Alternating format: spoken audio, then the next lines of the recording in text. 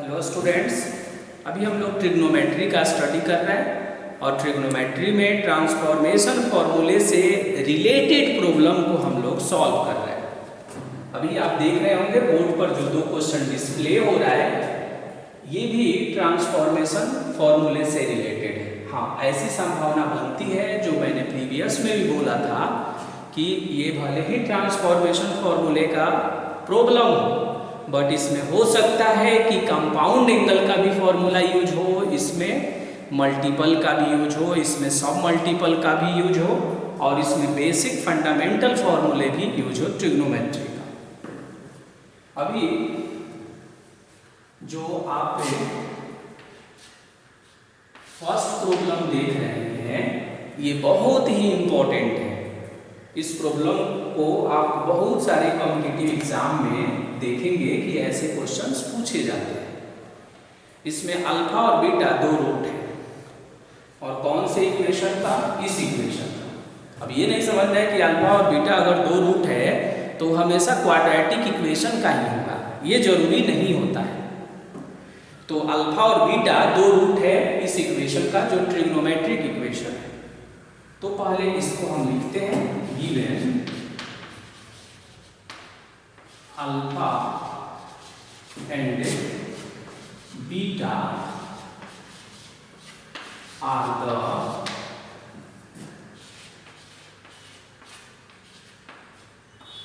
Roots of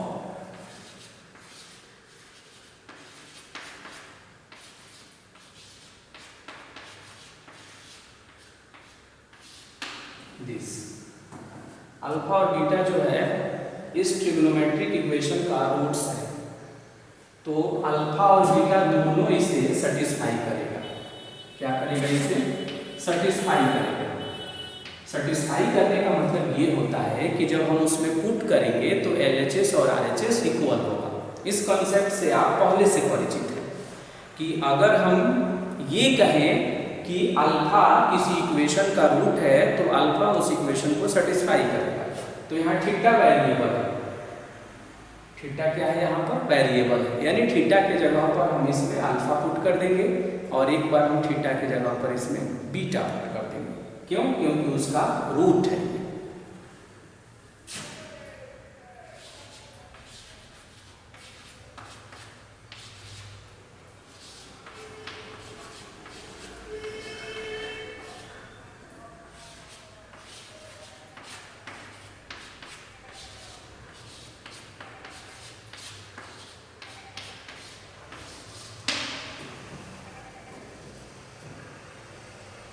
ये क्या है? उसका रूट है, तो उसको सेटिस्फाई करेगा। तो दो सिचुएशन बनेगा। अब दोनों का RHS आप देखेंगे कि C है,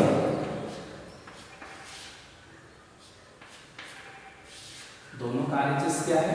C है। इट मीन्स कि दोनों इक्वल हो जाएगा। या यूं कहें कि अगर दोनों को हम सब्ट्रैक्ट कर दें तो C कैंसिल हो जाएगा। और C को कैंसिल करना इसलिए भी जरूरी है कि जो मुझे प्रूफ करना है इसमें कहीं पर भी C नहीं है, C को इलिमिनेट कर दिया गया है। इसलिए हम क्या करेंगे कि दोनों को सब्ट्रैक्ट कर देंगे। तो नेक्स्ट में हम कर रहे हैं ऑपरेटिंग फर्स्ट माइनस सेकंड, यानी 1 माइनस 2 कर रहे हैं। तो 1 माइनस 2 जब हम करेंगे तो C क्या हो जाएगा? C माइनस C 0 हो जाएगा। और ये हो जाएगा जब हम इसे सब्ट्रैक्ट करेंगे तो आप देखेंगे कि ऐसा आएगा। हम डायरेक्ट लिख रहे हैं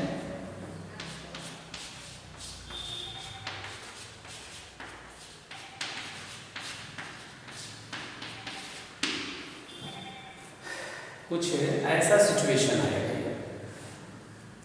और क्या करते हैं कि A हो गया cos C minus cos D का आइडेंटिटी यूज करते हैं। तो क्या यूज करेंगे? 2 sine alpha plus beta by 2 into sine theta minus alpha by 2 is equal to plus b है तो इधर आकर हो जाएगा minus b sine c minus sine d, तो ये हो जाएगा आपका 2 cos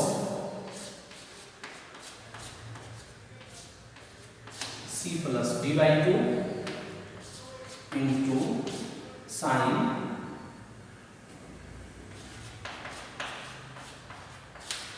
ऐसा सिचुएशन आएगा। अब आप देखेंगे कि बोथ साइड से ये 2 को हम कैंसिल कर सकते हैं। और बताइए और क्या कैंसिल होगा? ये प्लस बी को हमने आरएचएस में ट्रांसफर कर दिया इस रिजल्ट को, और तब हमने यूज किया sign c minus sine D को।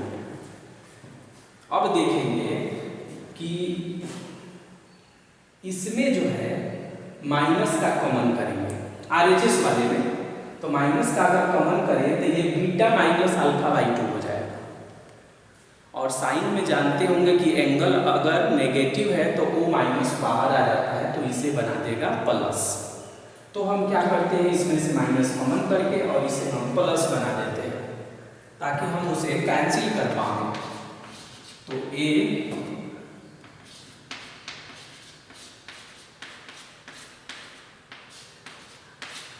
या एक और भी आइडिया यूज कर सकते थे, अगर इसको हम अल्फा माइनस बीटा करते तो यहाँ माइनस करना पड़ता, वो वही बात है।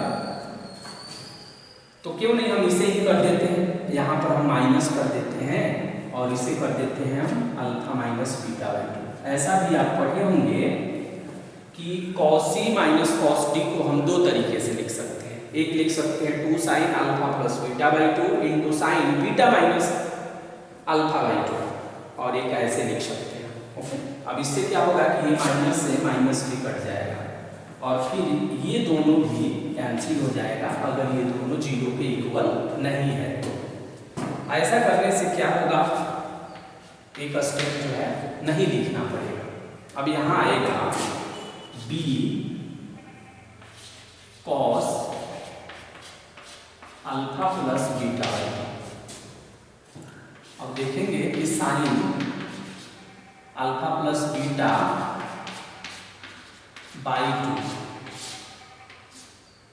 अपॉन में cos is equal to b by a, दोनों अटैच होकर बनाएगा tan alpha plus beta by 2 और इज इक्वल टू हो जाएगा b बाई ए। ये होगा tan alpha plus beta by 2 का। Okay, tan alpha plus beta by 2 कितना हो गया, b बाई ए हो गया। अब क्या करना है, मुझे इसकी वैल्यू प्रूफ करना है। तो हम क्या करते हैं कि साइन अल्फा प्लस बीटा का आइडेंटिटी यूज करते हैं tan के फैमिली में। तो आपने पढ़ा होगा कि जो एंगल यहाँ रहेगा उसी एंगल का यहाँ हाफ करते हैं। तो 2 tan alpha plus beta by 2 और अपॉन में 1 plus tan square alpha plus beta by 2। जैसे आप यहाँ पढ़ते थे sine 2 theta is equal to 2 tan theta upon में 1 प्लस tan स्क्वायर थीटा,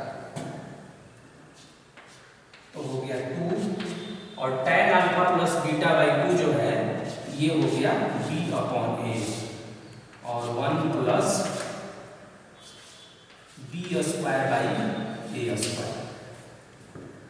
अब आप इसे एलसीएम लेकर सिंप्लीफाई करिए तो आप देखेंगे फाइनल ये आएगा 2ab और upon a square plus b square और ये 2 हो जाएगा। आप इसे एलसीएम लेकर सिंप्लीफाई करके देख लीजिए। ये जो आइडेंटिटी हम यूज कर रहे हैं, आपने मल्टीपल एंगल में पढ़ा कि साइन 2 थीटा का 2 आइडेंटिटी है। एक है 2 sine theta into cos theta और एक है sine 2 theta is equal to 2 tan theta upon 1 plus tan square theta. उसका टर्म्स कंडीशन था कि आरएचएस का एंगल जो है वो एलएचएस का हाफ होता है। तो यहाँ अल्फा प्लस बीटा है, इसीलिए यहाँ अल्फा प्लस बीटा बाई 2 है और इसकी वैल्यू हमने यहाँ कैलकुलेट की है और इस तरह से ये रिजल्ट प्रूफ हो जाएगा। सेकंड को अगर हम देखें तो यहाँ कंडीशन दिया हुआ है, तो डायरेक्ट हम इसमें sine c plus sine d का आइडेंटिटी यूज करेंगे, यहाँ cos c minus cos d का आइडेंटिटी यूज करेंगे। ओके, तो sine c plus sine d का आइडेंटिटी यूज करिए, तो 2 sine theta plus phi by 2 और इनटू में cos theta minus phi by 2 is equal to √3 और cos c minus cos d है तो फिर हो जाएगा, यहाँ माइनस हम लगा देते हैं, यहाँ वाला माइनस यहाँ हमने कर दिया, या ऐसे भी लिख सकते हैं -2 और sine c plus d by 2 into sine, यहाँ माइनस वाला नहीं यूज करते हैं, बेहतर है क्योंकि ऐसे ही ये कैंसिल हो जाएगा, तो ये हो जाएगा थीटा माइनस फाई बाई 2, यानी sine c plus d by 2 into sine d minus c by 2। अब इससे देखेंगे कि क्या कैंसिल हो रहा है, तो यहाँ से कैंसिल हो जाएगा ये 2 से 2 भी कैंसिल हो जाएगा। अब बचेगा क्या, तो आप इसे ऐसे लिख सकते हैं क्या, 1/√3 इज इक्वल टू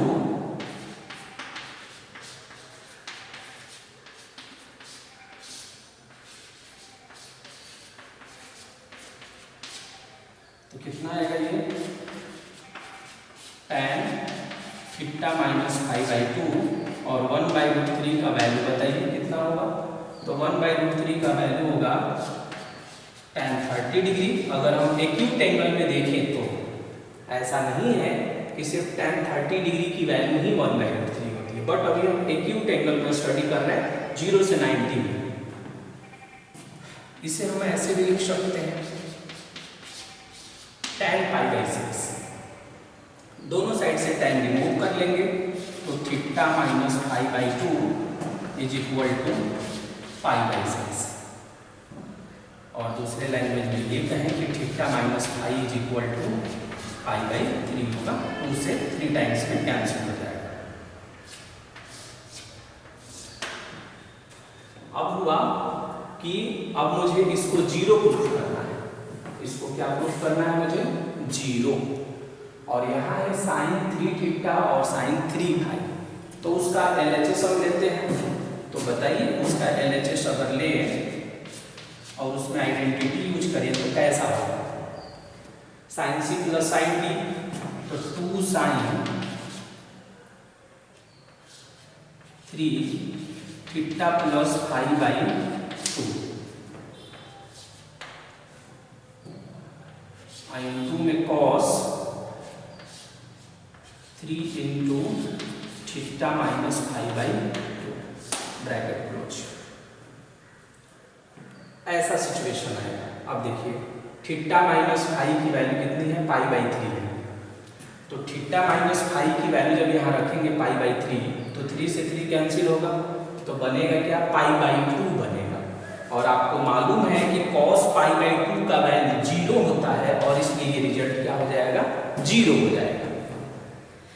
फिर से सुनिए एक बार, और क्या बोला हमने, थीटा माइनस फाई का वैल्यू है π/3 यानी 60 डिग्री है, उसको लाकर यहाँ पुट कर देते हैं, यहाँ नहीं पुट करते, इसको ऐसे ही डाल देते हैं, थीटा माइनस फाई का वैल्यू पुट कर देते हैं π/3, 3 से 3 कैंसिल होगा, तो बचेगा क्या, π/2, और उसके पहले क्या है, cos है, तो cos π/2 यानी cos 90 डिग्री, और हम जानते हैं कि cos 90 डिग्री का वैल्यू 0 होता है, और इस तरह से हम इस रिजल्ट को क्या प्रूफ कर देंगे, 0 प्रूफ कर देंगे। ये बहुत ही सिंपल है। जब हम यहाँ कैंसिलेशन लाइन यूज करते हैं तो एक बात हमेशा ध्यान रखना चाहिए कि ये दोनों रिजल्ट कैंसिल्ड हो जाएगा उस कंडीशन में जब हम ये एज्यूम करते हैं कि ये और ये दोनों 0 के इक्वल नहीं है। अगर ये 0 के इक्वल हो जाएगा तो उस कंडीशन में ये कैंसिल नहीं होगा। ओके, यानी कैंसिलेशन लॉ को होल्ड करने के लिए ये नेसेसरी होता है कि ये नॉट इक्वल टू 0 होना चाहिए। ओके,